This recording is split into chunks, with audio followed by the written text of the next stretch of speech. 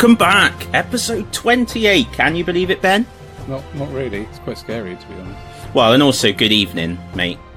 Good evening to you too. So, guys, thanks for joining us. Hopefully not quite such an epic length, this will be more like the exciting trailer, perhaps, this episode. We'll see how we go. So tonight, does that mean we have desk, to do it in trailer voice? Did you just interrupt me? I did. This is outrageous. Yes, we should do it in trailer voice. Tonight, on the hobby desk. Two brave adventurers. Right, that's enough of that.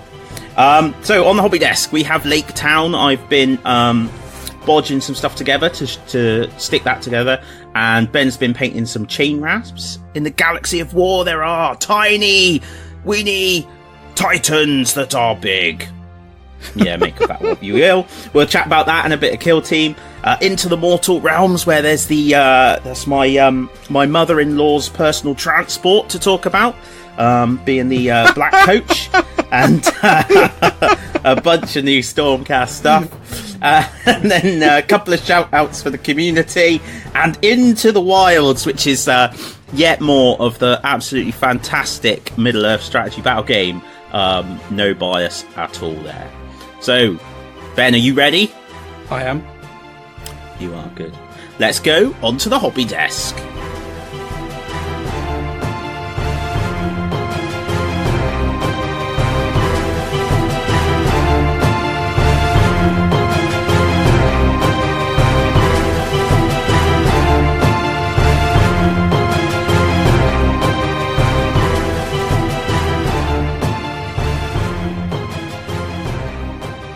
Hi guys, welcome back to episode 28, and we're going to kick off with the hobby desk like we normally do. Hang on. Interrupting you. Guys, grab your refreshments. I nearly forgot. We don't want anyone passing out. Go get them. Pause. No. Right, the back. Go on, Ben. Stiff drink to deal with you. And, what's that stuff called? Pro Plus to deal with you. And I'm not condoning that anyone takes Pro Plus to deal with Ben. No. Good for painting though. Yeah. If you fancy not sleeping. So, hobby desk. I've had a quiet one. By which you mean you've only painted like 15 miniatures or something. No, more than that. 20... But they were... So you painted your chain rasps, didn't you? Yeah. But they were sort of a little bit done when we last spoke anyway. But they're done. They're cool. And I thought the guide was like quite fun to do actually, so I'll probably do more of those. But, I think the thing that I want to talk about the most on the hobby desk is the Killteam scenery. So I've really enjoyed putting that together. It's awesome, isn't it? It is. It really is. The details are phenomenal. Like, the radiators, the fans, the radiators. When they were talking about them on the video, I didn't quite know what they meant. I couldn't imagine what a 40k radiator looked like, but you know those big old, like, cast iron radiators you get in, like, schools? Yeah.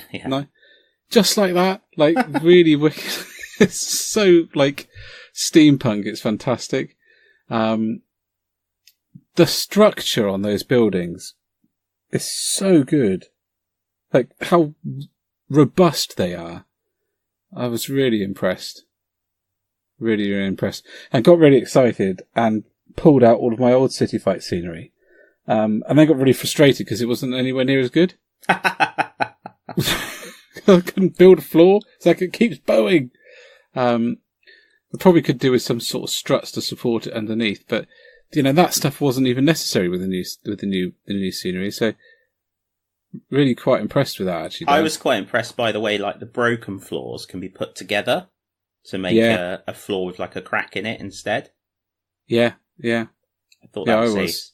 The statues look really good. Yeah.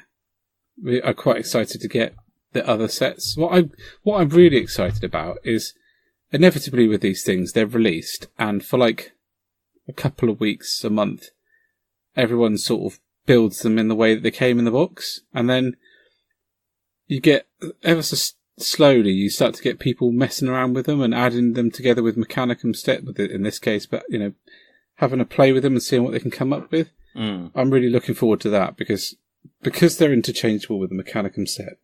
There's a massive amount of possibilities with them. Like a huge amount.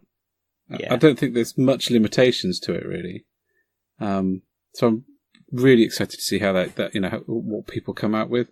I'd love to just buy like 500 quid's worth of it, clip them all off, and then just shove them on a desk and go mental.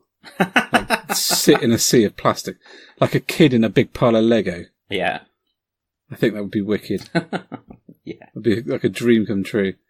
But it has, interestingly, we've been talking about scenery for a little while, haven't we? About to base or not to base. Yeah. Yeah, we talked about it a lot, haven't we? And when I was building the one that was out of the old stuff, I got about halfway through, and then I realised I needed to base it because it just wasn't structurally sound without the base. Mm-hmm. Which is really interesting because a lot of the newer kits really are quite, robust as you build them, so that they don't need the base at all. Whereas that one, to build it with any big size, or any scale, like the one I went for was fairly ridiculous. Yeah, you didn't go for a little building, did you? Well, you can't really with the Imperial Shrine kit, can you? No. That whopping great big eagle is. No. It's not a small thing. I had two of those because what I was going to do with the heads was with the eagle one. I was going to have one as a piece of scenery, and the other one was going to go on the front of the scratch built Titan I was doing. Oh yes. Because I've kind of shelved that idea, for time more than anything else. I sort of built one out of that. I've actually kind of decided with the second one I'm going to do like a precinct that I can use for Necromunda and things like that. Yeah. I fully That's brilliant. mix it with a bastion and turn it into like a proper, precinct, which I thought would be quite good fun. And then paint it black with like the gold eagle. Of course. Yeah. So I'm all sceneried up at the moment. I almost need to calm myself down because, I really want to finish the Soul Wars box set before I move on to anything else, but that's still quite a lot to do on that then. There is, yeah. Because you haven't started the Stormcast yet, have you?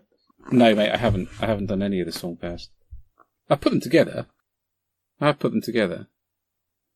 Oh, that's something else I did actually. I put together the what's the 25 quid starters box set you think? I don't remember, mate. I know you got very excited about What's that called? Stormstrike or something? I put together the It's probably not called Stormstrike or something, but I put together the easy build in there, and they are really nice. Lovely, lovely models. All of them. Every single one of them. Really impressed with that box set. But we're going to talk a little bit about that later, so it is called Stormstrike, yeah. Yeah, I just don't remember it. Any names. Struggle with my kids sometimes. It's a good job I don't forget Joe's name, because I wouldn't be... How can you forget George and Elizabeth's names?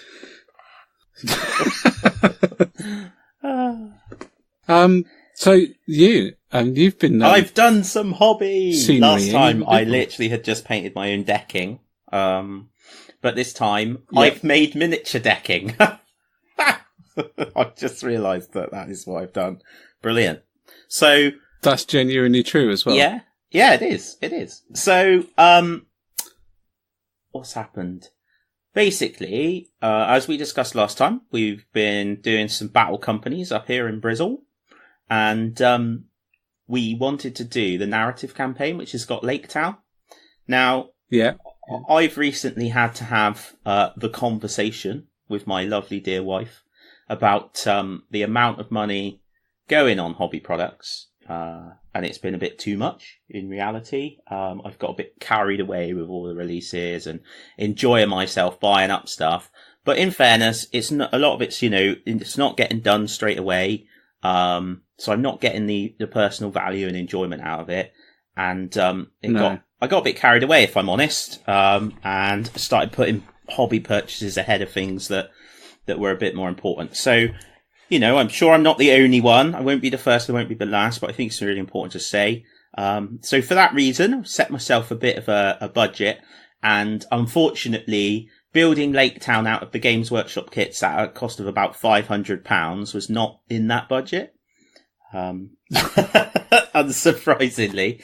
So, I looked at it and I thought, right, well, what can I do? So luckily, and I appreciate lots of people won't be in this boat, I had 7 buildings and the pub from the Foreground Fabled Realms range that I bought about 3 or 4 years ago. Now, they are absolutely awesome. I cannot talk highly enough of those models because they're pre-painted and they've done it in such a way that the burn from the laser adds some coloration to certain things, which is just excellent. They're fun to build. They're like Lego, wooden Lego, I suppose. They are quite fiddly, and some of them, like the pub, took me a few nights' work, but they're detailed inside as well, and they just fit the aesthetic for Laketown, I feel, really, really well. So I had the buildings, but I didn't have a lake, and I didn't have any walkways. So I bought some foam card. Well, actually, my dad bought me a piece of foam card, to be fair, at the princely sum of £1.99, pounds, that is. And I got my printer, went online, found an image of deck planks, printed them out, and then cut out pieces of foam card that were 50mm across by 200mm long, and wrapped this stuff around them, fixed it with double-sided tape, and then I made some bigger platforms for the buildings to sit on, and then I tootled off to B&Q and bought a tarpaulin, nearly broke the bank at £4 for my tarpaulin, my blue tarpaulin, and set it all up, and we played some Laketown. So, not including the buildings, which I admit is a fairly hefty point. I spent £5.99, well, £4, because my dad bought the thing, to get my my Laketown created, and we had a couple of jolly good games on it, so I was really pleased with that, to be honest. And what was really interesting, actually, is I loved doing it, like cutting out the foam card. I'd forgotten the joy of foam card. Like, it's a very frustrating product sometimes because it's foam. So, like, when you build things, you've got to be able to seal all the foam bits in and all the rest of it. But it is good, and I was looking online because I thought, well, you know, I'm saying I'm doing it on a budget, but I'm cheating a bit because I've got all these builders to start with. And there are some places online that you can download scenery to print out and just mount it onto foam card. There's quite a few lot, of that, isn't there? There's a few that are free, and some of them that are, you know, they're not a lot of money. So I think when you initially, it's worth looking up, googling paperhammer for that kind of stuff. It's kind of a whole subsect of Warhammer where people make models out of paper. All right. There's a lot of that, and then you print it onto card and make it out. Some of it actually looks reasonably good, and with a little bit of twisting, you could put it onto plastic card and make a pretty decent model. Yeah, I think what struck me is sometimes, like, you see the Laketown scenario, and that can be quite daunting, particularly if you haven't got a large gaming group. Definitely. And you think well, like I said, I think I worked it out without, like, getting a board. It was going to be, like, in the region of £500, which is a lot. And then the actual painting of it, again. Yeah. And I think you just think, well, we just can't do that. Can't do it. But if you just take a different view of it, because it's lovely to have a beautiful gaming setup, but I think if you're going to put the time in, you're better off to put your time into something a bit more generic, in my personal opinion, because then you can use it in multiple scenarios, whereas you're not going to fight over Laketown that often. And with something... No, but one of the things about the Laketown building is it is pretty generic. Yes, it is, but if you buy 12 of them... Yeah, no, I completely agree. And I do completely agree with you. But you are right, it is generic. I suppose what I'm advocating, and I normally wouldn't have done this until this point, but I'm just advocating going for that sort of paper option in order to allow you to play through certain scenarios. So it was more important to have platforms, so restricted movement, and buildings, because that really affected the game. Yeah. And the fact that visually they actually were pretty cool was secondary, but a nice secondary, I suppose. The only thing is, I did mock up doing a little boat, and I only made one, so we only had one boat, and I think the scenario would have benefited from a couple more boats.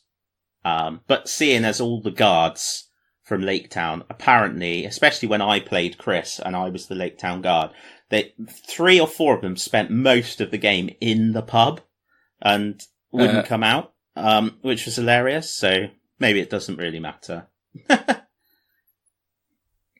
I think there's a lot to be said for it, Dan. Actually, I mean, you touched on something we spoke about it quite a lot. That when you get these books and these scenarios, they're done beautifully by Games Workshop, and there is almost a thing that you have to get over, isn't there? That you're, especially as the products are there and they're available to buy, that you're like, well, I can't do that until I've got the scenery.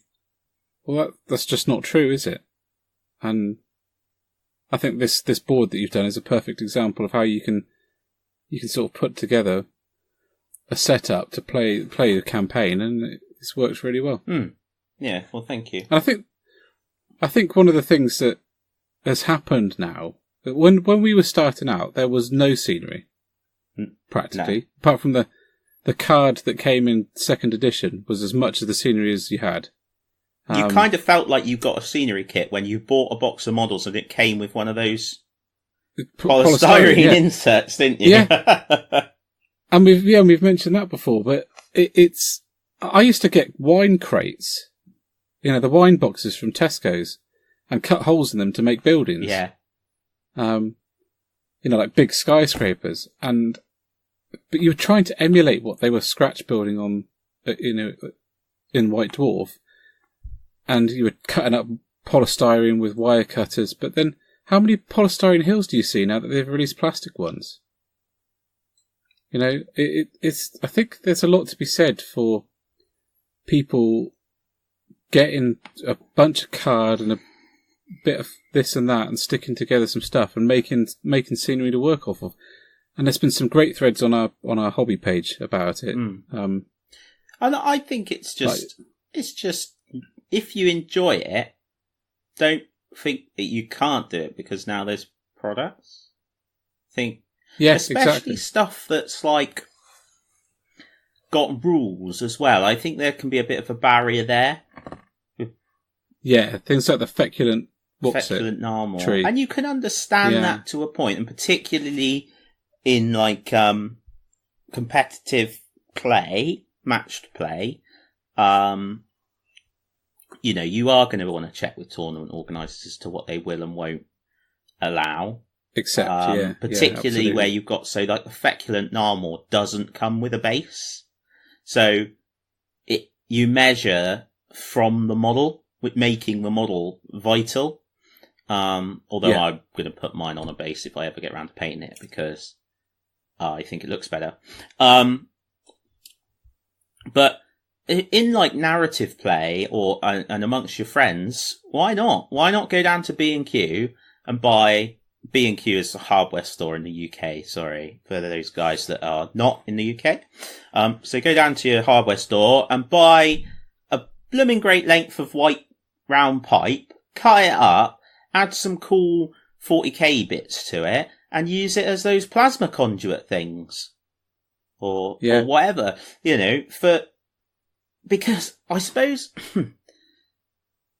like, I used to, if I'm honest, in the past, maybe 10 years ago, I could be quite resentful about that sort of stuff because I think I'd sort of be like, well, yeah, but you could support your local store and buy your stuff there and buy the actual models. But the truth is that some people can't afford to do that, and that's fine, but they want to enjoy their hobby. And also B, a lot of people have a particular hobby budget. And they're going to spend that hobby budget in your store anyway. But if they can buy models, like actual like Space Marines, with it. But by doing so, they go and they make their own of this other thing. It doesn't really matter, does it? No, really. It doesn't. And actually, I think it's far more important. Like for me with my Laketown, yeah, okay, I couldn't have, but you could say, that scenario is designed to sell X number of Laketown houses. Well, actually, no. It's there to engage you in what you're doing, and it engaged me in what I'm doing. And now I've got a box of Moran and Orcs to get, and a Mordor Uruk-hai who've joined my band. Yep. Damn it! Anyway, that's my 2 cents on that. And I even put some paint on my Bloodthirster. Poor thing. He's going for a record, mate. He's got the Blood Bowl Orcs to beat in how long he takes me to do. No. He's not that far. You're getting the groove, and it'll all be done before you know it. Yeah. So yeah, that's my hobby: a lake and a demon. It's ace. And scenery. It's a big thing about scenery. It's quite interesting. We've almost by accident bracketed the scenery with a brand new kit, and we're really excited about how good it is. And then gone, but actually, you can make it out of foam card and a printout. And I think it's cool that you can do both. That those options are all there. Absolutely, because the thing is, why wait to play? You said this. Why wait to play cool games and scenarios? So, for example, I want to play with a city, but I've got £10 in my bank for the next 3 months. Oh, I'll have to wait. Yeah. Well, no, that's 5 sheets of foam card, or 4 sheets of foam card and a pot of grey paint. Make your city. Yeah, it might not look like the most amazing ruined city you've ever seen, model ruined city you've ever seen, but it will simulate and emulate exactly the same things as those other ones, while you get to a point where you can slowly start to replace it with the cooler stuff. Yeah, absolutely. So actually, as a bit of a shout out, I would say, guys, if you are doing any of this, or if you listen to this, goodness me, and actually are inspired, dun dun dun, and think, you know what, actually, I am going to go and run off with my missus's shoebox, or my husband's box that his new golf clubs come in, or whatever. There's a few stereotypes that I'm definitely in trouble for. And too right. and cut out some buildings and make something cool. Then post a picture up, and then have an awesome game on it and tell us about it. That'd be ace too. I played some epic games over like the polystyrene ends out of a printer. Oh yes, I've got a few polystyrene ends from my lamp, and a polystyrene box from a second edition box that I got. I posted it. I'm going to do some stuff with those just to keep it real, keep it on the topic. Yeah, and I'll post those too. Cool. Okay. So next week we're going to have a chat about Withering, guys. But we were asked about it not too long ago, and we haven't had time to really think about it and make our thoughts coherent. So we're going to do that next time. Well, I spent a few days trying to decide whether what they want to know is how to achieve Ben's personal appearance or actual miniatures weathering. So that's hence the delay.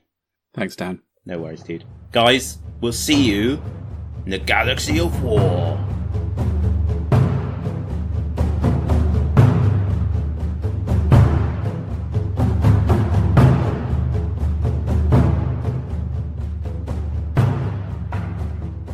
Welcome to the grim darkness of the far future.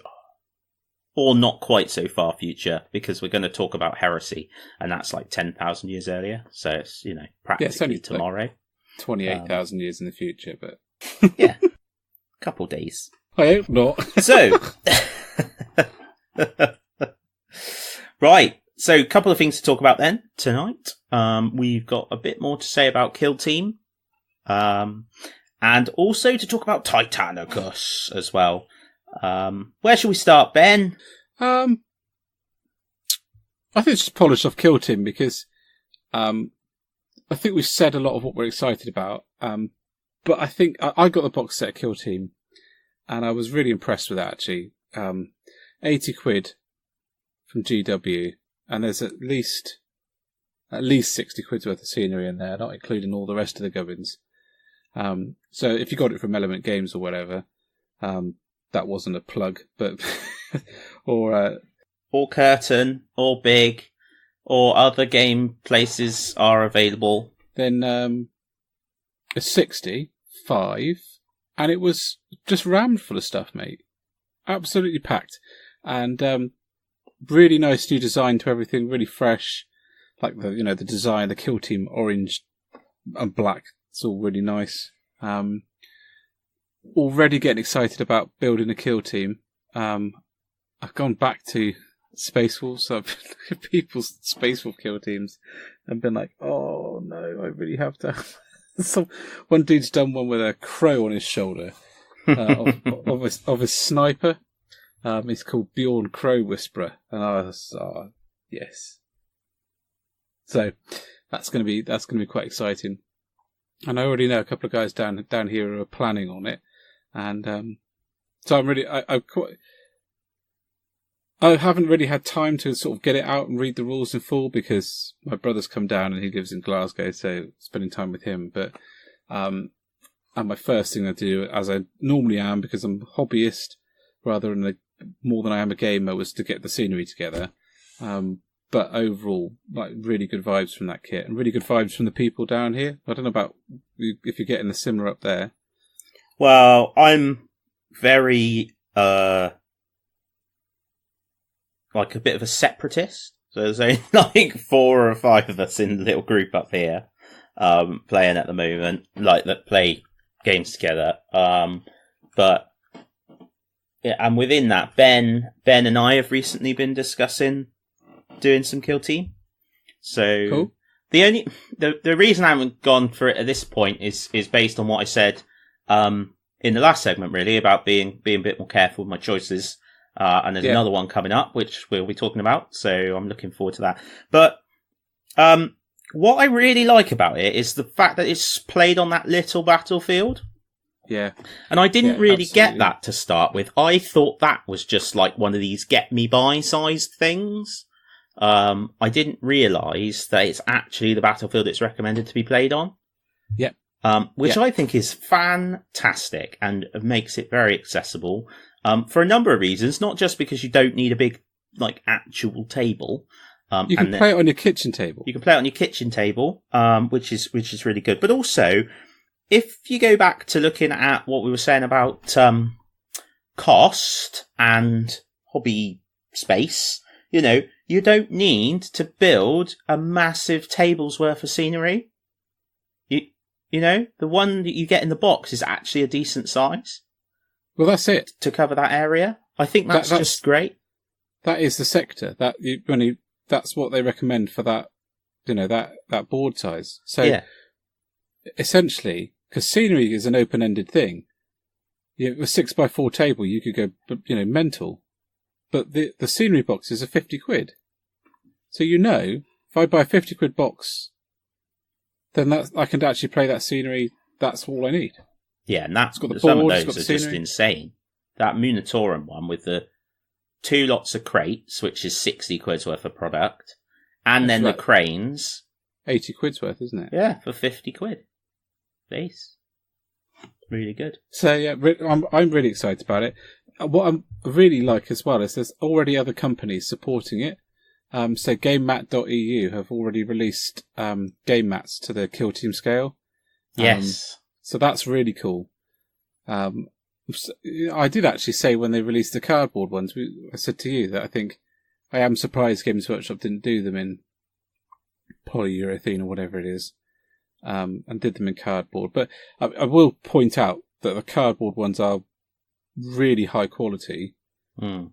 The only drawback of them is nothing to do with how well made they are. It's just that they're cardboard, which will never last as well as a game mat. But I think that you're going to find quite a lot of people playing that in game clubs because you can set up, you can carry a Killteam in a tiny little case. It's easy to carry, and it's the 40k we know and love. So It actually fits in a Games Workshop store easier as well. Like if you wanted to play in a store. Yeah. Like, I remember getting so flipping livid when I would make the effort to go to a store for the atmosphere, and yet you ended up with like a 2 foot by 4 foot piece of board, which is never going to work, is it? But no, that's, not what the stores are for, really, my opinion. Well, they've moved away from that, haven't they? A lot of the places that had the hobby rooms have had to shut them down because of size and staff and everything. But yes, maybe, hopefully, one day, fingers crossed, they'll expand them out again and turn them into little hobby hubs. But that's my pet dream. I'm not sure it's shared by everybody. Maybe in different places around the country. But then there are a lot of cool places like Big and Curtain and Terra are all really nice, aren't they? Etc. Yeah, I've got some really nice setups, so they're out there. So that's Killteam. Titanicus time. So White Dwarf's arrived with Titanicus content in it. And what are you laughing at? Right, so let's put it out there, right? So not quite 2 years ago, year and a half ago, went to Warhammer Fest, and they had a box set or the box art cover of the old Adeptus Titanicus and a few little cards, and I got so excited I could explode. Well, that was our first Hobby Fest together as 2P's, wasn't it? Yeah, it was. Yeah, so really, really excited. So then this year when we went, they had so much stuff there for it. They had the Reaver, and they had the Warlord, and they had boards, and they had the Grandmaster edition. They had loads of stuff, didn't they? And we're really, really excited for it. As it's got closer, it's fair to say that the cost has come to dominate and suppress a lot of that excitement. I think that's fair, isn't it? Well, I think so. I think it has, to be honest, because they've been so cagey about it. And almost flippantly saying, it's going to be the most expensive box set ever. And when, they first said that, I kind of just sort of let it pass me by. But when, I think the White Dwarf, it was when it really hit home to me, because it didn't have the prices in. And it's only 2 weeks away from the release. From the pre-release. And then I thought, well, crikey, how much is it going to cost? Why are they being so coy about it? And when we went to the Forge World Open Day, no one had an idea then. And yeah, it did. It came to dominate everything about it, to be honest.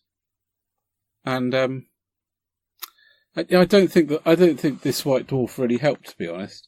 I think last White Dwarf was fantastic, and this one, the releases section, has left me feeling a little bit unimpressed.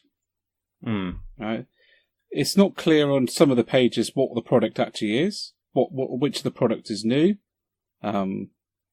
which isn't, and how much they cost. I mean, the whole page, the Warhammer Age of Sigmar pages, there's 4 releases on there, no cost, or a release date. And the Stormcast Eternals, there's no cost on there. And the Titanicus, I just find it really a bit difficult, because I know you've brushed on it already, but I think everybody, when they heard it's going to be the most expensive box set ever, in the back of my head I was already trying to work out how I was going to afford it. But if I don't know how much it is, that makes it really hard.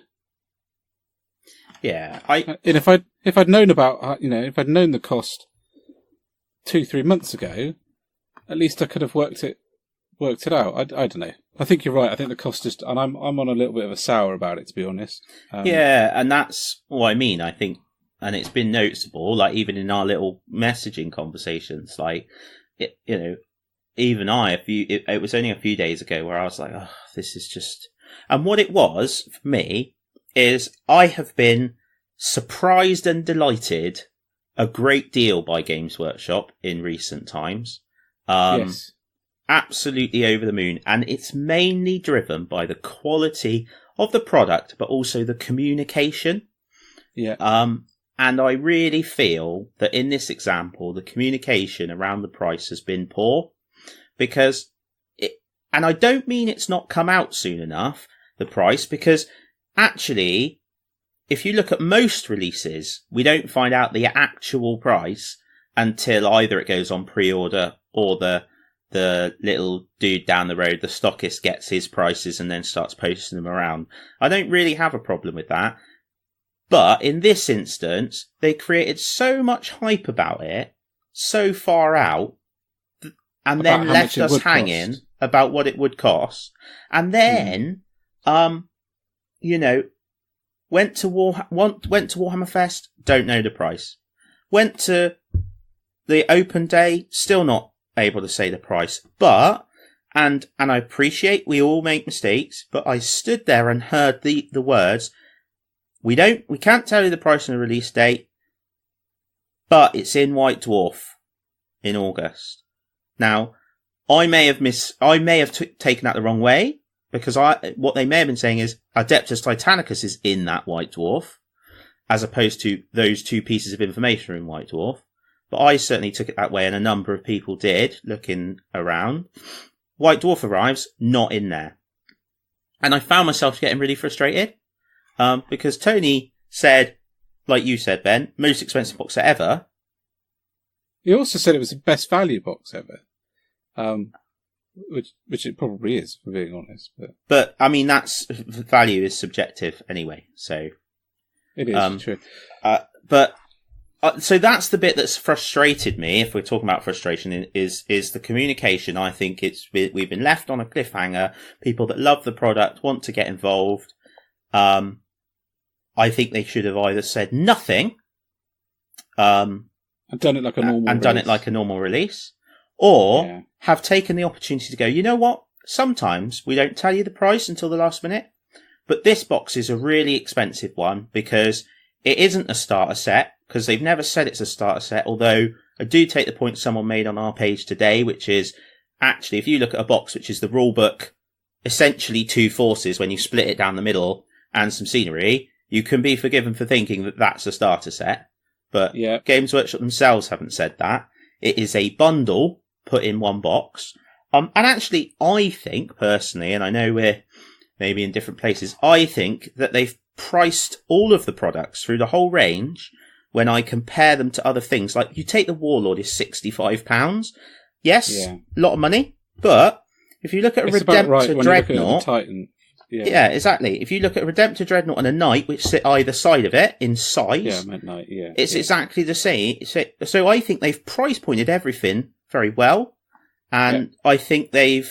therefore, the Grandmaster Edition, which you save about 50, 60 quid on, is a fair price. I just think the communication's been balls, and I think they could have taken the opportunity to say, look, it is a lot of money, so this is what it's going to cost you to give you time to get ready. Now, I understand why you wouldn't do that, because actually, if people are holding on to their money, they're not spending it on other things. Yeah. But that's my little bit of frustration. Should we talk about how awesome it is now? Let's talk about how awesome. Now we've done the... I don't think it translated great into a battle report, I have to be honest, because it can be quite static visually and action-wise. I think a lot of the action, as they've said, is around managing your plasma resource and stuff in your Warlord Titans. And I didn't really get that from the battle report, but battle point was, I think where the battle report failed was that there wasn't enough points on either side. Because I really liked the Knights coming up and getting all stuck in. Yeah. And I think if there'd been Knights on either side, maybe 6 Knights on either side, and the equivalent number of Titans, then that would have been wicked. Been a bit more going on, wouldn't there? Yeah, absolutely. Yeah. Yeah, absolutely. I think listening to them talking about it though on the live stream. Oh, mate, I can't wait. I love the idea. So Chris, who's like one of the main designers of all the Titans, is renowned for just directing all of his plasma energy power from his reactor into his massive plasma cannon and trying to blow things away and hoping he doesn't, explode. And I just love that. I love the idea of like, it's proper battleship stuff, all power to forward voids, just flipping brilliant. It's going to be brilliant, and then like everything's dying and the Magos is down there, or Captain Scott, I just cannot do it, Captain. And it's like, more power to the volcano cannon. So yeah, I'm very, very, very excited. I can't wait to see where they go with it. I really hope that anyone that has got frustrated with the way it's been handled, or feels that price point for a starter box, we've already said about that, is able to move beyond that and enjoy the game. Yeah, it's a shame it's not the same scale as Epic was. We'll see what the future brings. But for now, we've got flipping awesome looking Titan models. And a cool scenery kit, which I think is fantastic to bring out scenery at the right scale. And what we're going to do, so myself and Ben the Base, is to see, are going to get the Grandmaster Edition, one copy. This is why I've been doing all this saving. A Grandmaster Edition, copy of the rules separately, which is an incredible price, $35. I couldn't believe it. I genuinely couldn't believe it, from Forge World. And one of the big sets of scenery, the £75 one. Yeah. And then split that. So we'll both have a Warlord and we'll both have 3 Knights, which is just the starting bit to paint. And then we'll have, I think it's like 4 lots of the scenery.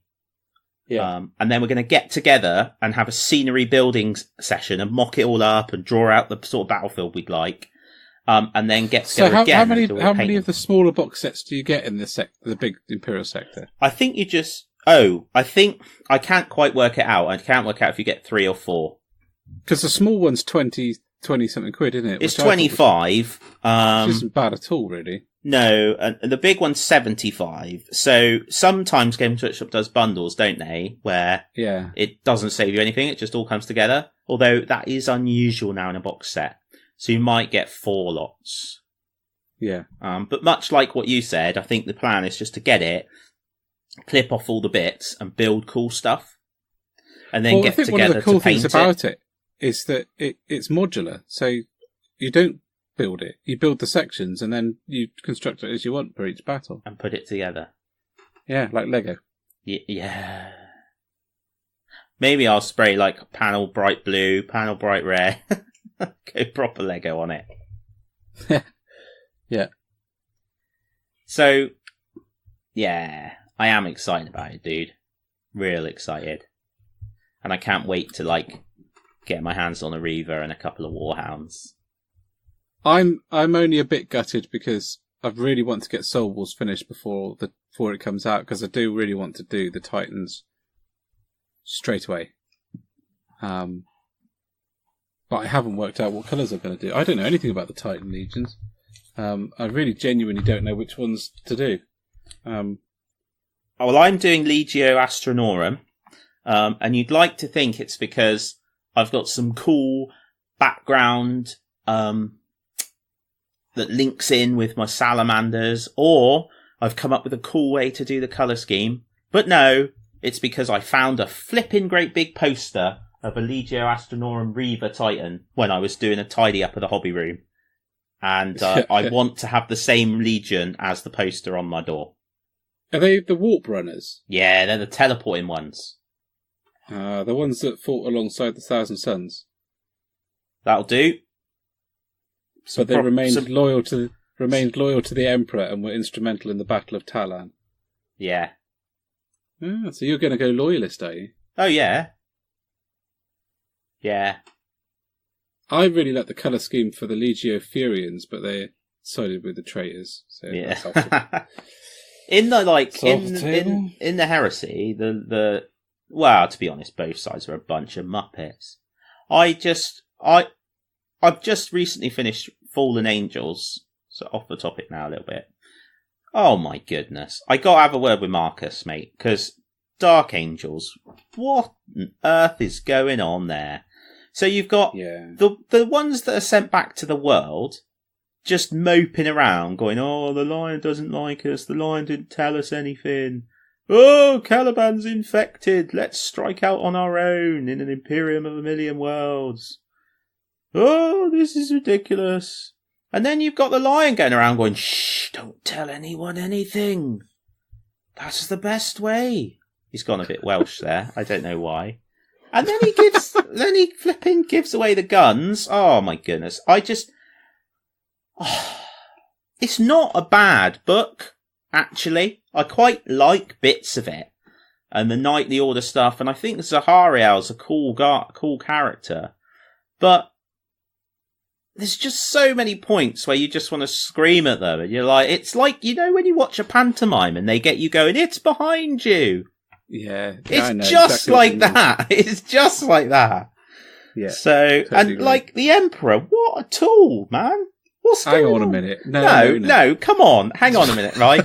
So why did he, he either, this was all his plan all along, this whole sitting in the throne, watching TV all day, every day, right? Or he's an absolute that's muppet. Exactly what he does. He's only... Because otherwise, any other option is just not possible, because it's just daft. It's just daft. I'm going to create these 20 superhuman beings, or 21, that are amazing in every way, and then I'm just not going to tell them the whole truth, because that's going to work out well. It's stupid.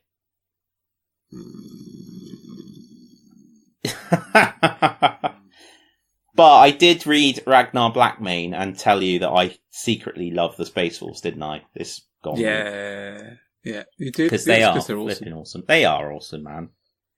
They are awesome. It's when they're facing an almost no-win situation, and Ragnar gets up and he's like, "Right, let's give them a reprieve, lads," and they're all laughing and they all think it's brilliant. I love it. Yeah, it's a great book. I enjoyed Ragnar Blackmane. Densky Brown is a bit of a dude. Yeah. So we've kind of gone off onto my rant about the Imperium and its myriad failings there. Well, no one expected any less, worse, more. But I hope that anyone that was listening that thought we were sounding a little bit grumpy at the start listened to the end, because we do tend to apply a bit of reason to our frustrations, don't we? Yeah, I mean, we can't be 100% positive about everything, and there are elements of this which have genuinely frustrated us. But I still desperately want to get the box set and get stuck in, because giant battling robots. Yeah, having held the plastic Titan in my hand, I nearly passed out with excitement, because it is so detailed. It's a bit rude, actually. It is amazing, isn't it? Really good. And the posability, when you see some of the positions, because one of the things that I don't think we've spoken about, but at the Forge World Open Day and at Fest, is almost every person in Forge World had been given one of the kits to put together. So there was about 20 Warlord Titans just kicking around that people had put together and painted to demonstrate. And they were all different in either colour, the way they've been painted, or position, or... So yeah, really excited about that kit. Yeah, it's ace. I cannot wait. I really can't wait. Right, Squire. Shall we take a moment to get some refreshments? Yeah, because I am melting, man. It's hot, insane. Yeah. And then head on into the Mortal Realms.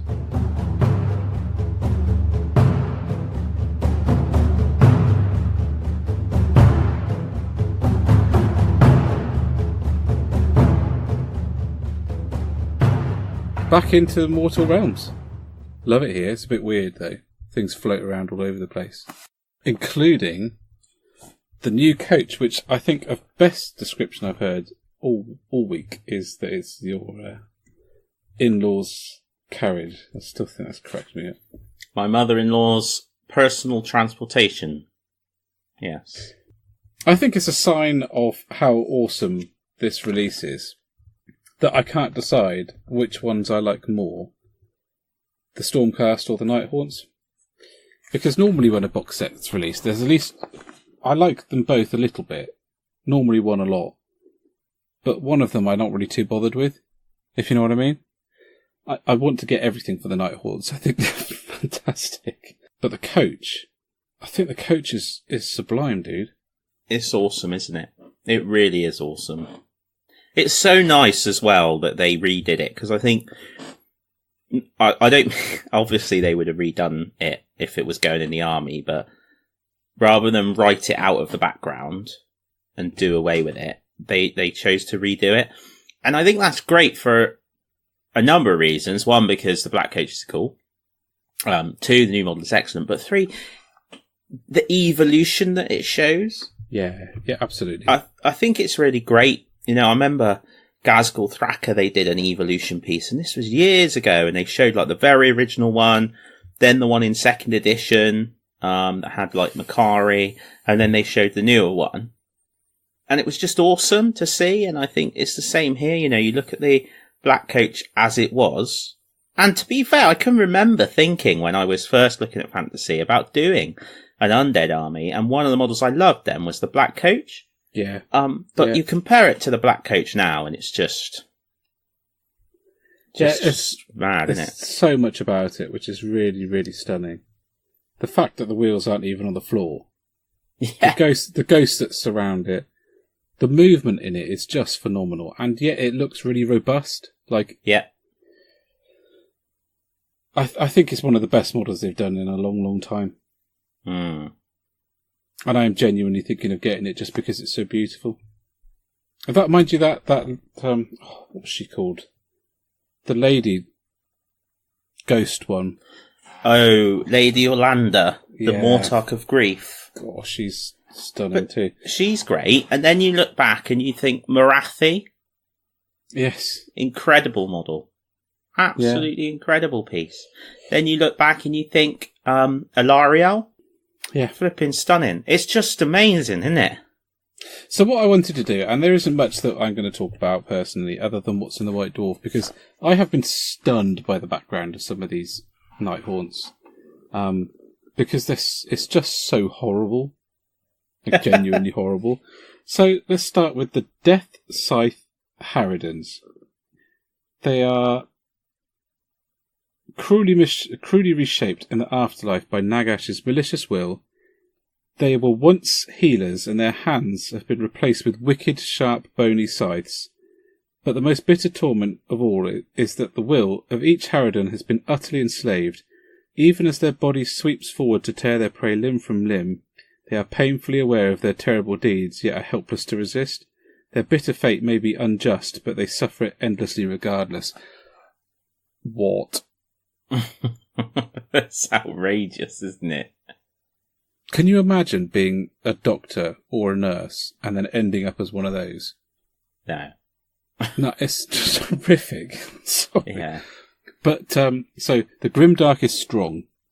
Yeah. Then the Blade-Grassed Revenants are tortured wraith spirits who were murdered or executed in confined spaces, cursed to endlessly suffer the claustrophobic terror of their final moments.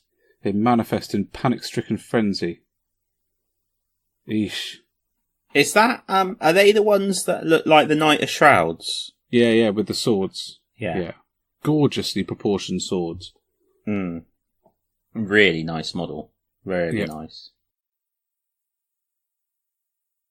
Yeah. I just think... Bit of stunned silence there. Yeah, for a well, moment. I just think the background is just... Because every unit has got a really... They've been... Of the Nighthawk. They're not just ghosts. They're thought out in a really cool way. I think we've already touched on the Sacrosanct ones that are coming out, so there's not much more to say about them, apart from how lovely the models are. It's nice to see Soul Hoover Lady is on the table now. Soul Hoover Lady, yeah. I like the Tauralon, is it called? Which one's that? The flying thing. I think that's really cool. I like that a lot. And these what are the wizard evocators? Is that right? They are so savage and ridiculous. They're just ridiculous. Really ridiculous. But cool. Let them get away with that. Yeah, I mean the ones on the cat things. The Celestial Dracolines. Sweet as. Yeah, I love that model. Love it. Really good. There's some Shadespire stuff out. Some Warhammer Underworlds like leaders cards and stuff. Yeah, I've got them. You've got them, have you? Yeah, and the new board. Yeah. Oh yeah, I remember you had the new board. Yeah, I really like them. I saw a really cool thing on Facebook today, and I didn't save it, which was typical of me, but bad. And it was an insert that went into one of the Ultimate Pro card holders. Yeah. That held the 5 objectives you need and the other little counters. Yeah. It was really clever. Yeah, that's really cool. It is cool. I mean, it's great that I've told everybody about it, but I can't remember where I saw it. But probably in the Shadespire community Facebook thing. Yeah. I played quite a bit of Shadespire this week. Well, the last 2 weeks. I enjoy it every time I play it, Even when I'm playing Marcus, and I say even, but the guy is just a beard. Yeah. He goes away and he creates these decks from hell and just comes... There's a reason why he's the Southwest champion at the moment, or was in the last tournament. Just brutal. There we are. But I managed to beat him the first time. But that was the first time he'd used that deck. So... then he just destroyed me in the next game. But yeah, loving that. I'm really excited about the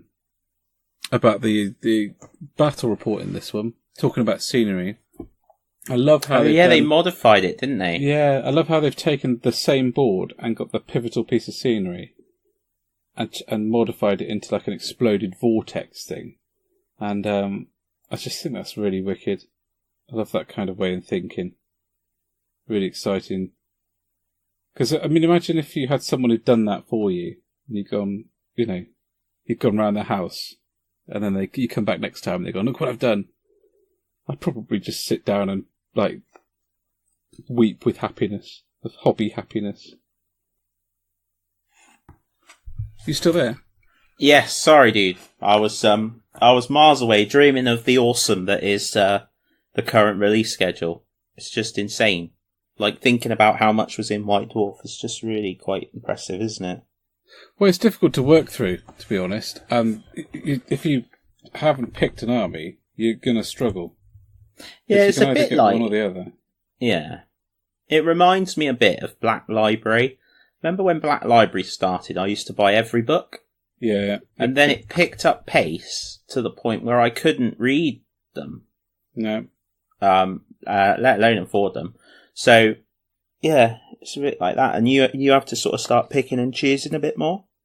You do, because like I said, I mean, I could easily do a Nighthaunt army. Yeah. I would take very little convincing. Because I think there's so much movement in the army. And the colours are all different, and I enjoyed painting my chainrasps, and they were really easy to do, so... and they're the ones that, interestingly, when you think about them, how many times does a box set come out? And usually, the painters get their teeth stuck into I don't want to say the good side, but the Primaris, for example, or in this case, the Stormcast. But that's always been the case in the past, I've noticed, that they're the ones that people sort of got out and started painting straight away. This time, all of the people, the exciting articles of paintings and exciting posts on Instagram and Twitter and Facebook, they all seem to be about the Nighthaunt. People trying different colours and going nuts, and I think it's a really exciting army. And I'm well, it's cool, isn't it? Because they're different as well, aren't they? Yeah, and I think if I hadn't got the Orcs and the Stormcast already, I'd be really seriously considering them. So I'm quite excited to get the box set done. So I've got a core if I ever want to just add little bits to it. Yes. Which leads me on to Soulstrike.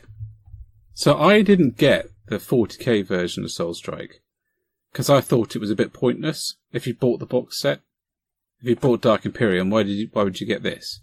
And I kind of almost did with the Age of Sigmar one. So when they sort of announced they were going to release all the mini box sets, I kind of looked at them and went, oh yeah, it's kind of what I expected, because that's what you did for 40k. And I didn't think anything of them. And then Games Workshop community, Warhammer community, did a whole bunch of articles on people, but from people in the head office, getting into the Warhammer, and their first experiences of getting into Warhammer, and about Soulstrike. And then I realised... Stormstrike, sorry. And then I realised that that actually you got 40 quid's worth of easy build models for the price of 25 quid. And I became very interested indeed. So I went out and bought it, and I am absolutely gobsmacked with that box set, dude. Yeah. Like, completely blown away with it. As a starting box set, it is absolutely phenomenal. So the rule book you get in there is exactly the same mini rule book as the one from the main box, Soul Wars. Yeah. You then get a codex-sized other book, which is not just like the Getting Started in Age of Sigmar magazine. It is an actual book with a load of background in it and a load of scenarios in it. It's a proper book. You get the measure, the dice, which I was a bit sad that it wasn't the nice blue Soul Wars dice, but the dice anyway. The box turns into a piece of scenery, a pretty decent sized battle mat, paper one, but it's still a nicely printed, decent sized battle mat. And then these models, these easy build models, and the easy build models are really, really good. Like, better than any of the ones in the main box set. Mm. All of them are. The sort of ones with the spears that look like horses, they're great. Far better than the ones in the box set. The Banshees are great. The two Stormcast units, fantastic. Absolutely brilliant. I'm really impressed with it. As a parent as well, if Tristan said, I wanted to start playing the game, 25 quid and you get all that in it, I'm in. Yeah. I'll do that. That's completely reasonable. And there's a game in the box that you can start playing within minutes. As soon as you get it home, clip them together and off you go. So I love all this entry point stuff, to be honest, mate. Well, I think this is it's even more clever than an entry point. So, and the magazine is the same. So the dude that you get on the magazine, which I believe is a knight in Cantor, is a special character. So it's not just so something... what they've done is they've created a product that appeals to new people, but they'll also get some sales out of selling it to current hobbyists. Yeah, exactly. Yeah. Yeah, really good. And it's the same with that Strike box set, whose name I've forgotten already, and it's only 4 minutes since you told it to me. Stormstrike. You can tell it's the end of the day, can't you? But still, yeah, Stormstrike. But the difference between this one and the 40k one is that the 3 Reavers in the 40k one are meh.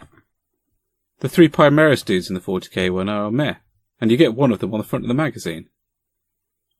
The only things in there that really interested me are the 3 Nurgle Marines, because there's 1 or 2 guys in there that you don't get in the other set and look completely different. You know, one of them's got that grenade launcher thing, that Blight launcher. Yeah. So, but really, I don't look at it and think, I need that because of the models. I looked at this one because it's got all the easy build models in, which are all really good.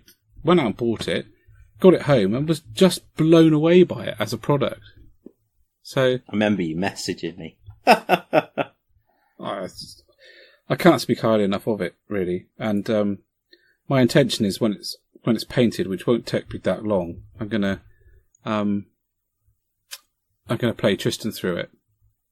So, because I think for me, I'd like to give his first experience of the game to be, with nicely painted models and on a board. Yes. And the board is already in the box. I just think it's great. I think it's absolutely great.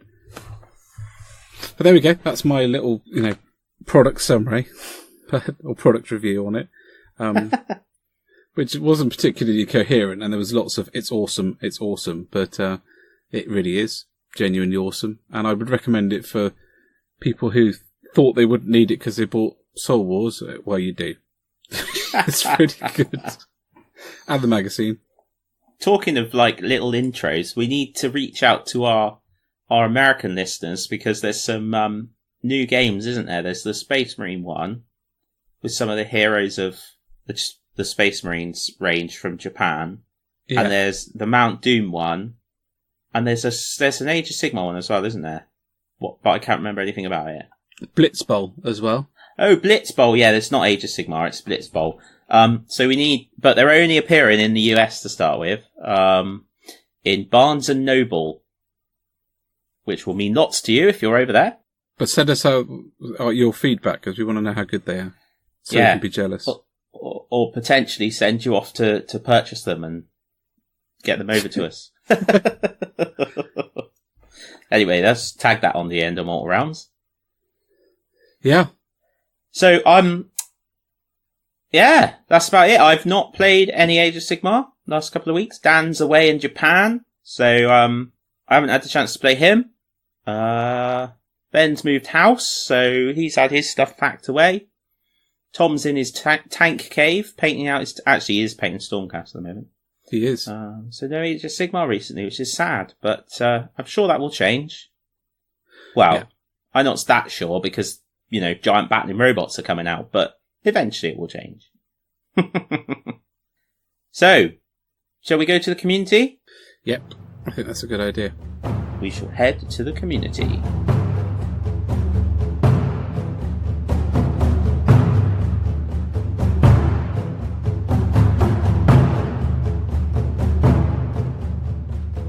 Hail, community! We are back here again with some shout-outs and some events. So, Ben, shout-outs first. Who would you like to shout out today? I would like to shout out not just one person, but a kind of collective, which I think a fair few people know about, called Ironsleet. But over the last year, I've kind of been watching a bunch of them creating armies and pieces of scenery, and they've been a theme called the Thorn Moons campaign. Colty is one of them, Coltti. Mizuga is another, and they've been sort of chipping away at this stuff and producing models that are very modern but very Blanchitsu at the same time, which, as you probably know, ticks all of my boxes, frankly. And yeah. And that kind of Thorn Moons crusade has come together over the last weekend, and having all the models in one place, all the photographs coming out, they're just absolutely blowing my mind. So some people to shout out in their Weirdings ways. They've turned up with some really cool looking stuff. That awesome Nurgle tree thing. Create a demon of Nurgle that looks like a tree with the roots. That's part of it. There's so much. I'm so excited about this. I don't even know where to start with it. Because the scene. Well, we'll get a link up. Because seeing all the stuff together, it's phenomenal. It's really, really good. It's like, I think, and there's those Space Halls that have been converted out of, Night Haunter? Night Haunter, yeah, the Night Haunter primer. Conrad Kurz, yeah, him. Out of his, but used his base as a model. It's just so good. And what I love about it is that there's a collective vision in it. That they've all kind of got together and gone, this is what we're going to do. We're going to call it the Thorn Moons Project. This is what everyone needs to do to be part of it. And then they've come together and they've done a narrative campaign that the visuals of which is peak hobby. It's the best way to describe it. It is peak hobby. And I think it's something that I would love to aspire to do, down in the Southwest. Because, it's just stunning. It really, really is. And anyone who's listening, and I did put a post up about it, check out Ironsleet, but check out Thorn Moons Crusade as a hashtag on Instagram. I promise you will not be disappointed. No, it's awesome, isn't it? Yeah. They're really good. Over to you, Mr. Jolly. What would you like to shout out? So I wanted to talk about the Taranis Owners Club. So this is Knights of Taranis. So something really cool popped up on my Facebook, and that was that these guys, 10 of them, got together up in Warhammer World and got all their knights out. And they had 100 knights in one place. So they had all the different types of knights, from the armigers up to the sort of mid-sized knights, up to the brand new big thing. A couple of the bigger Forge World ones in there as well. And I just thought, well, so cool that a bunch of people came together based on nothing more than the fact that they shared a love of this night house in the background. Took some great photos and got them up there on Facebook, because it's so nice to see all those models and to see the spectacle of all those knights. I'd have loved to have been there. Yeah. Just happened to have gone to Warhammer that day and seen that. And the Warhammer community team issued them with a certificate to say, the most knights of House Taranis in one place. Yeah. It's cool, isn't it? It's great. Which was just on the fly, but I thought that was a great thing to have done.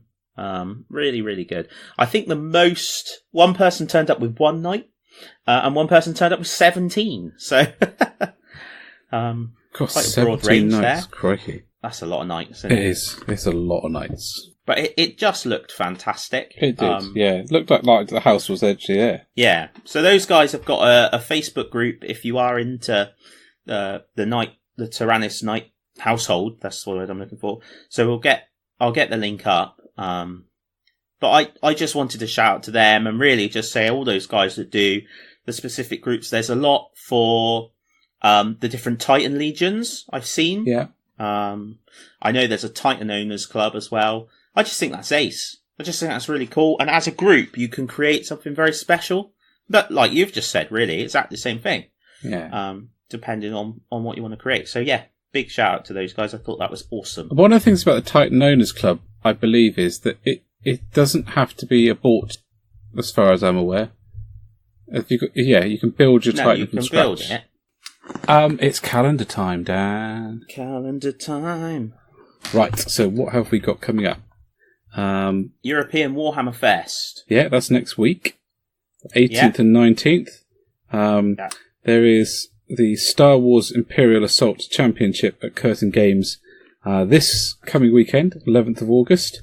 And they are awesome at Star Wars campaigns, so that would be really, really cool for them. They've got the Star Wars Destiny Store Championship the week after. They do, yep.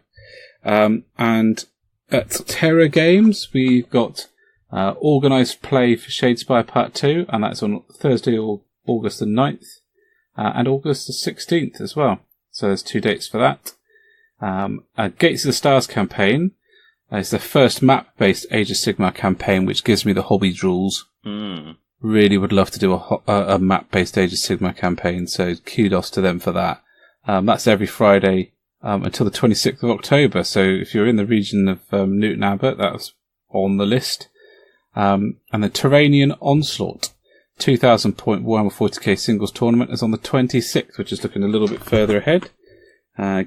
25th is Games Workshop Churo's store birthday, 25th of August. And then... Is it still a Games Workshop Churro? Yes. Yeah. Oh no, I don't know. I just wondered if it had been Warhammerized. I think it's been Warhammerized. Yeah, I think it's been Warhammerized. And then September the 1st, so pushing it forward a little tiny bit, but I think that's fine. Curtain Games are running an Age of Sigmar 2nd edition Slaughter A tournament. And that's on Saturday the 1st. So that's going to be pretty cool. They seem to get a really good response or reception for the Age of Sigmar things. So yes, they do. It's definitely worth looking up. I think that one might be fully booked, but don't take my word for it. It's worth looking at. Well, they're drawing a crowd. Yeah, that's the thing. If you run good tournaments, tournaments as good as them, it's going to get around, and people will travel for them. And Catonian Carnage 2 is on Saturday the 8th of September. Awesome. For a bit of Warhammer 40k. For a bit of Warhammer 40k. So that's the Southwest goings on. It also says here that I'm supposed to be painting a Land Raider this week, so my painting schedule's gone a bit to pot, hasn't it? Where does it say? Oh, you've put that in your Google Calendar. I have, yeah. Oh, right, okay. Darn it. Wow. Age of Sigmar has come and destroyed my... Never your plan. My plan. Right. Oh, dear. So there we go, guys. There's a little bit of community. Just a mini snapshot this week. Oh, you're going to do one from the from our hobby forum, aren't you? Posts from our hobby forum. Oh, yes. Yeah. I am. And I am completely and utterly prepared for that. As always, very well prepared, me. I'm in no way drawing out this chat as I'm quickly flying through the page in an effort to find one to shout out. I was struggling to find the forum itself then. I'm terrible. Right. I'm glad we planned this all. Oh, we always do. Here we go. Simon James Lee has put up something a little bit different. A Deadpool figure. Which I really like because it's a bigger scale model. And 3D printed. I do feel sorry for Groot. Yeah, it's a bit harsh, isn't it? Putting a gun to Groot's head. It is. I mean, I know, Truth is, Groot will have him. I know it's Deadpool, but I just thought very sad. Very dark there, Simon. Very dark. But cool nonetheless. So, yeah. I thought that was good. And what? Seamless that was, wasn't it? Yeah, absolutely. Seamless things. Yeah, professional Excellent. to the T. Yeah. What else were you going to shout out, dude? You said there was something else you were going to say. Did I? Yeah, just before I said that. Stop it. Stop putting the pressure on me. I didn't. I didn't. Are you sure? Yeah, I'm absolutely sure. Excellent, good. All right, well, as long as you're sure, that's okay. Now I'm freaking out. You're evil. I am going through. Mike M's put up a really cool Iron Throne. Yeah, that was wicked, actually. That's amazing, isn't it? That's the sort of thing I do not need to see. From Game of Thrones, I do like me a bit of Game of Thrones. In fairness, if they release, a decent Game of Thrones model game, I think I'd be all over that. Yeah. Now, in fact, I don't even. Into it? I haven't even looked into it. Well, I'm going to now. All right. I'm going to look into I that. wouldn't. No, probably. Ben House's Custodes collection looks pretty ace as well. And he's put up a video of it. Yeah, it's very good. I don't know why I'm saying that as if I've just seen it. I saw that a while ago. It's nice to go scroll back through groups, though. It is, actually. It is nice. I'm just flicking back through now that there's some cool scenery made out of some polystyrene by Tom. Very good. All right, guys. Well, we got an exciting Into the Wilds to talk about next. More Lord of the Rings, but also Dan got to play Outlands, so we're going to have a chat about that. See you on the other side.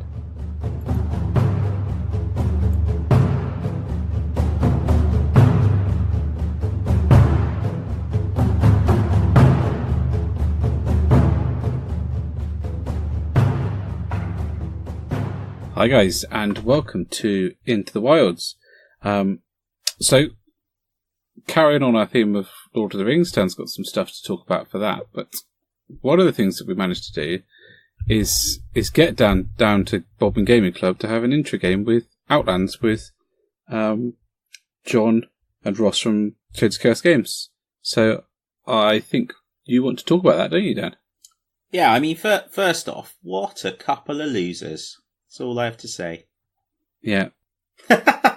Not at all. Couple of legends. No, it was great. I went into the true wilds, really, down to Bodmin. Blizzland, mate. Yeah, Blizzland. Yeah, goodness me. Goodness me. So, first thing, dude, I was disappointed. I thought that, at the gaming club, there would have been pasties available for all. Thought that was disappointing. No stereotypes involved. No stereotypes at all. No, so I got to play Outlands, and I really flippin' enjoyed it, mate. Like, I know you've come on and talked about it a few times, but getting a chance to play through, I really like the activation thing. So, yeah. Basically, you have the active player, don't you? Yep. Who rolls to see if their guys are going to be able to take an action, or if the enemy's going to be able to take an action based on how much sort of life and energy the guys have got. So, this typical man's got 3 wounds, so would roll 3 dice, and on a 3+, he gets to make an action. And on a 1 or a 2, you give that dice to your opponent, and that goes into their sort of reaction pool. And after every sort of thing that you do, your opponent can choose to use those dice to react to it. I really liked that mechanic.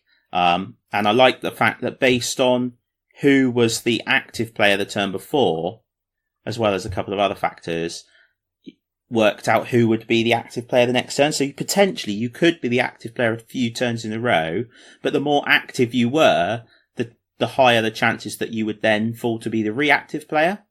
And you're going out looking for spice and picking up spice, so there's something to actually play around. I really like the heroic actions. Fire on the move, I thought was a good one. Was quite funny because I had all my guys, and I was sort of carefully moving out here. And then I had one guy who, in like turn 3, we switched over to like more advanced stuff, and it turned out that this person was really, really fast, a little bit crazy, and had a massive sword.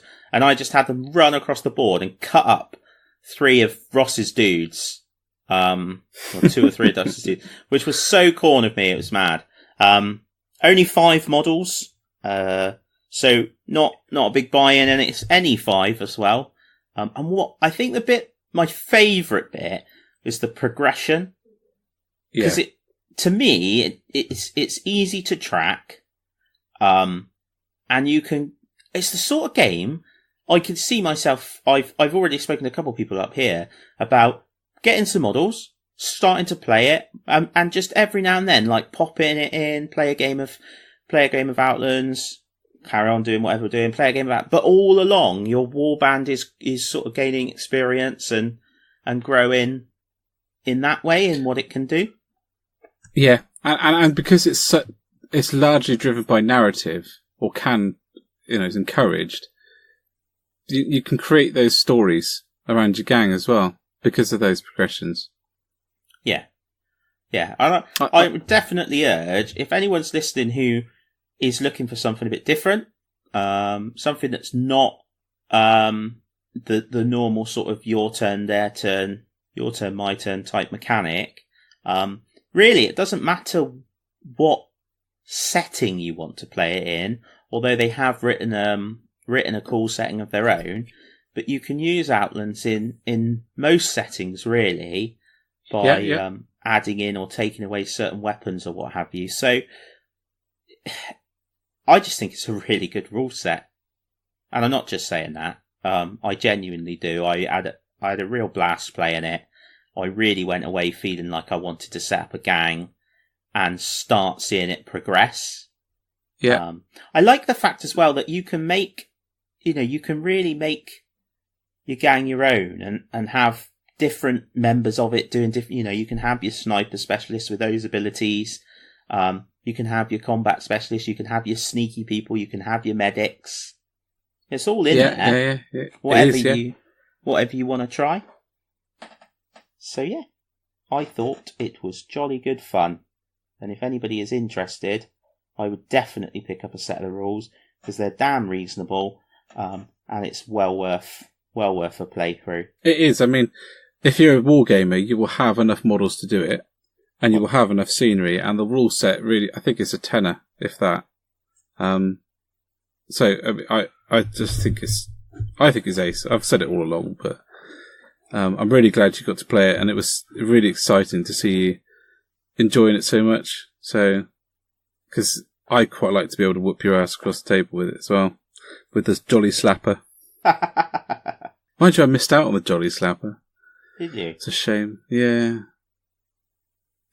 One of the things that's worth saying about that, we've mentioned in the past, they have a community on Facebook that's worth following, simply because the guys are they put out free rules effectively and free content and updates. So it's just worth getting involved with them, and they're genuinely passionate about it. underlining ethos for the whole thing is to make it as accessible as possible, so that you don't need a lot of money to play it. And I think that's pretty cool. Oh, it's excellent. It's really good. Really good. Did it weird you out being taught the game by the people who wrote it?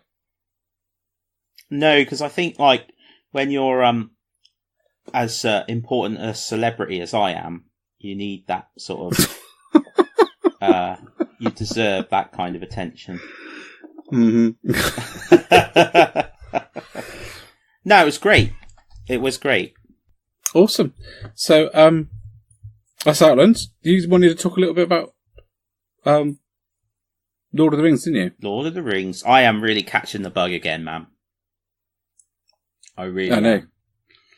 I have downloaded and I'm listening to the Fellowship of the Ring audiobook, which is just making me laugh a lot because the hobbits are they've got like a good West Country accent going on. Yeah. On the audiobook, which makes me laugh. As they should. As they should. Alright, Deagle me lad, give me that ring. It's not quite like that, to be fair. But it's pretty much like that. Yeah. So that's excellent. So I'm really enjoying that. Again, really, really enjoy, and I know he's moving on to the community team, but I really enjoy listening to Adam talking about Lord of the Rings because he's so passionate. So I like catching up on all of that. And we're doing our battle companies. So, ahead of the new game coming out. I've forgotten that's coming out. Yeah.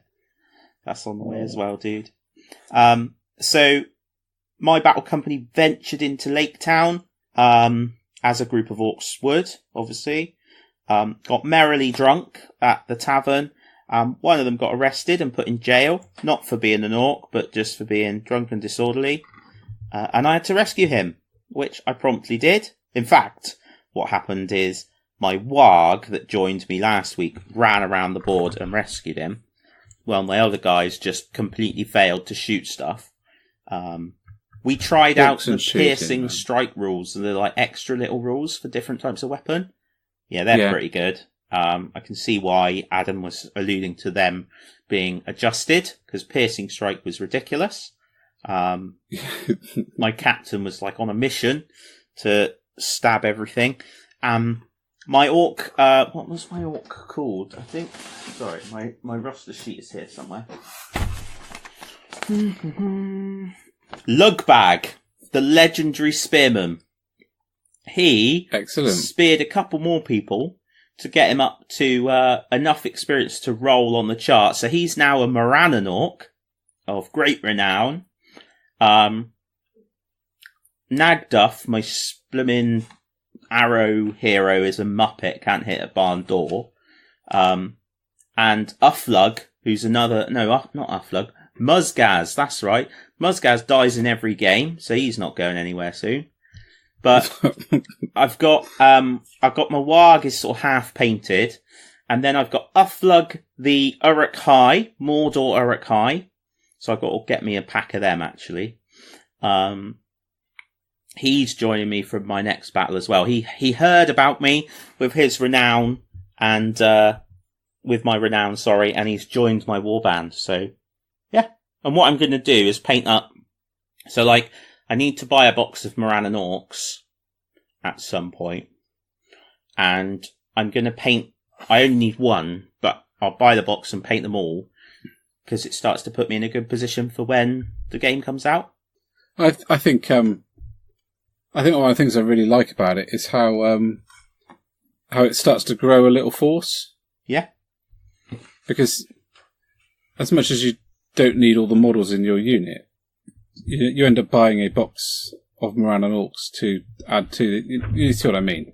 Yeah, absolutely. They're serve as individuals, so it's a nice sort of way to grow an army in its own way, and I really like it. I do like it. It's glad. I'm really glad to hear you doing. Getting stuck in with it, dude, because I really like the Lord of the Rings rule set a lot. Really what's also cool is White Dwarf is supporting it, so there's a number of battle companies come out in White Dwarf. Yeah, and scenarios as well. Have you seen the customized measuring devices? I have Yeah, you shared them with me. They're all swords. Swords and axes. That looks amazing. Completely not needed at all, but looks incredible. What do you mean not needed? Well, you've got a tape measure, haven't you? Yeah, but everyone needs a sword-shaped measurer. And if they didn't realise that before they have it, then as soon as they saw the box, they'll realise that they needed a sword-shaped measure. I really want to do Minas Tirith, man. Properly do Minas Tirith. Oh, dude, that's such a pipe dream. It's unbelievable. Not like the whole of Minas Tirith. I mean, like, more Gondor, I suppose. So have, like, the men of Minas Tirith. Yeah. And then have the fiefdoms. Yeah. Especially Dol Amroth. And the Axemen of Lamadon. Oh. Yes, they would be cool. Yeah, they would be. No. What are they called? I know what you mean. Clansmen of Lamadon and Axemen of Lossarnoch. Yeah. Even the Dol Amroth, like, bloody men-at-arms with pikes. You know, just want a load of them. Oh. Such a game. There is a lot of new rules in the new White Dwarf, isn't there? So you've got a scenario called the Baggage Train.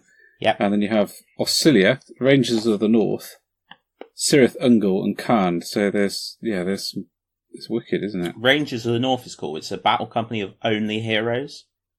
There are no warrior class in there. So there's only 4 of them. It's only one less than the elves. Yeah. Oh, there we go. Well, one last thing to talk about is the Super Star Destroyer. It's £166. Yeah, but it's big enough to kill someone with. It's massive. Obviously, scale-wise, it's just miles out. But, like you said, quite rightly, you'd have to print it onto a board. I thought that was an excellent response. Much like the Death Star map that you can get, which is just like the Death Star trench. Yes, yeah. Love that. Yeah, it's awesome, man. And I love it. Armada is my favourite. Yeah, not X-Wing.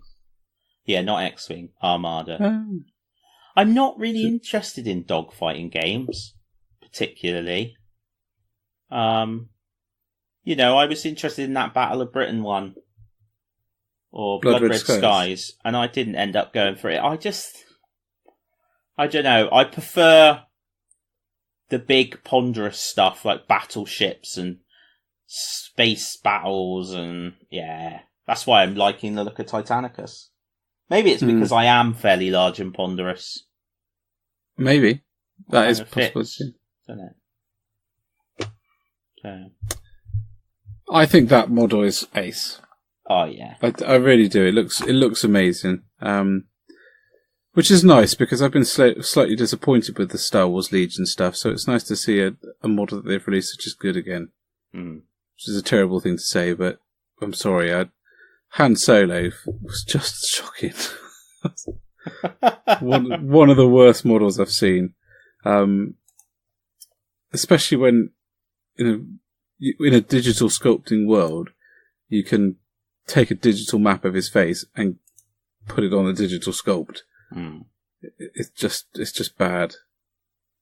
Bad. But there we are. There's got to be a big, because there's a picture that I put up on the 2P's, and it's got the Victory class Star Destroyer, the Imperial Star Destroyer, and then that. Now that Imperial Star Destroyer is pretty damn big.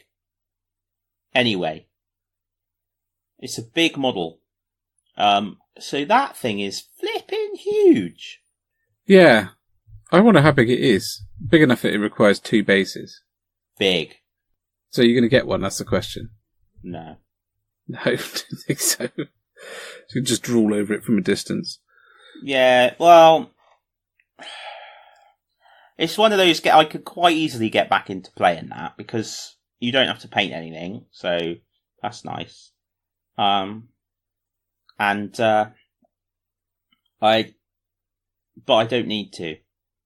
No. The trouble is, like, the biggest barrier to buying more Warhammer, like mental barrier, outside of the money stuff we've previously discussed, is knowing you've got other Warhammer to work on. So when you don't have to paint stuff, I need that barrier in my life, to be honest. Yeah, I know what you mean. Yeah, so, I do. I was just scrolling through the article to see if it actually said how long it is or something, but it doesn't. Long enough that if you strapped it to a broom handle, you could use it as a spear. Yeah. Basically. Yeah. Right, guys. In a, homage to Looney Tunes, that is all, folks. I'm exhausted, and I guess everyone else is too, listening to us bang on for an hour and a half, 2 hours.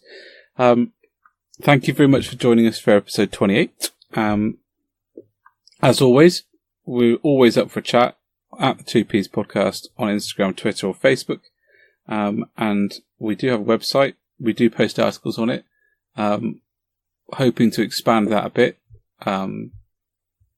Do more articles. Already got a painter guide on there. I'll probably put painter guide for every new thing that I paint on. So that's worth keeping an eye on that now, I suppose.